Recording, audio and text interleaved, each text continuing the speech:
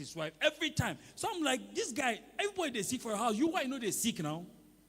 You do the sickness and saying I'm the one now sick. No, this guy is just trying to scam me. Because that's his way. Ladies and gentlemen, things are tight. When you see people smile, be careful. Somebody came into our office. He needed cash. So he said, please hold on. We have gone to get cash. We've run out of cash. We are paying salaries. The way the guy started screaming, almost tore his shirt. They had to hold him together. How much cash is he looking for? 50,000 naira. The way I said, no. You don't know what this guy is going through. If this is the last, if this is going to maybe this 50,000 will not be able to even scratch the surface of the issues he has. It won't even, it can't even scratch the surface of the issues. We are living in tight times. And so what do you do when all hope is lost? There's only one recipe. And Jesus said to Martha, I am the resurrection, I am the life. Everything you have lost, you get it back. Your brother shall live again. Based on only one condition, if you choose to believe. I'm here to remind somebody that everything you have lost, you have all it takes to get it back if only you believe. Every dream that has been aborted, you have everything it takes to live that dream again if only you believe. Everything that seems to be confusing you, you have all it takes to get yourself back together if only you believe. Every form of mockery will turn to praise if only you choose to believe. Every form of praise will become some level of praise if you choose to believe. I choose to believe God. I choose to believe God. And no matter what I'm going through, I choose to believe God.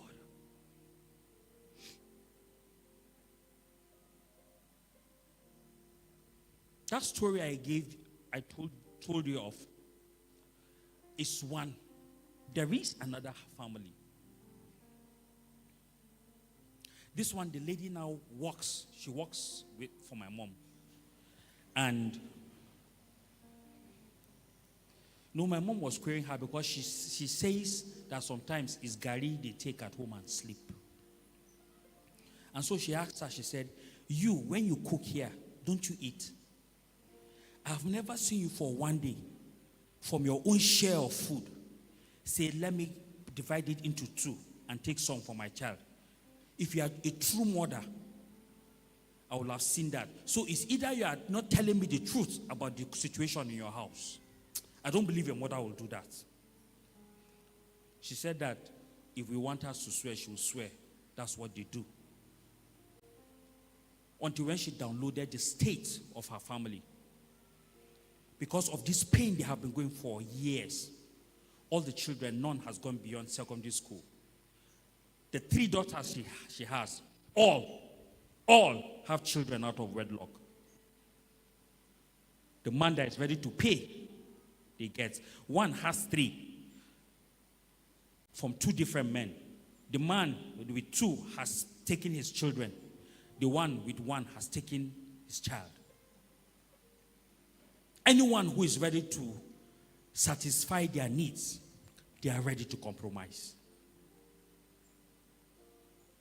Have you been in that position where the only option you see is the compromise?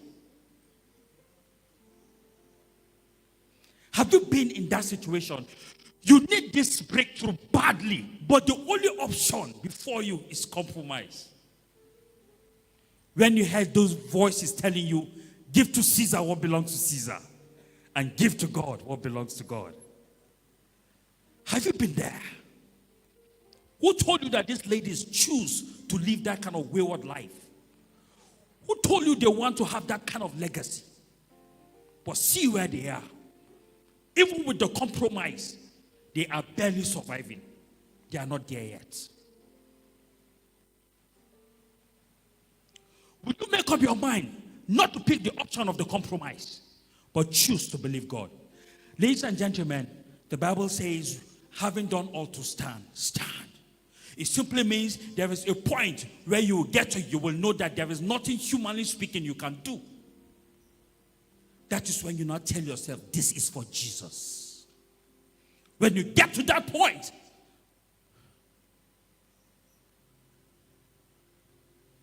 you have to decide, you have to decree, you have to agree within yourself that it is time for Jesus to take over.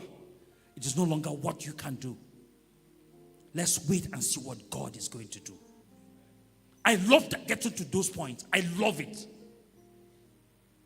Is it for my sake that God will drag his name in the mud? Who am I that I will make him drag his name in the mud? Have you ever thought of that? Is it for your sake that God will choose to be unfaithful?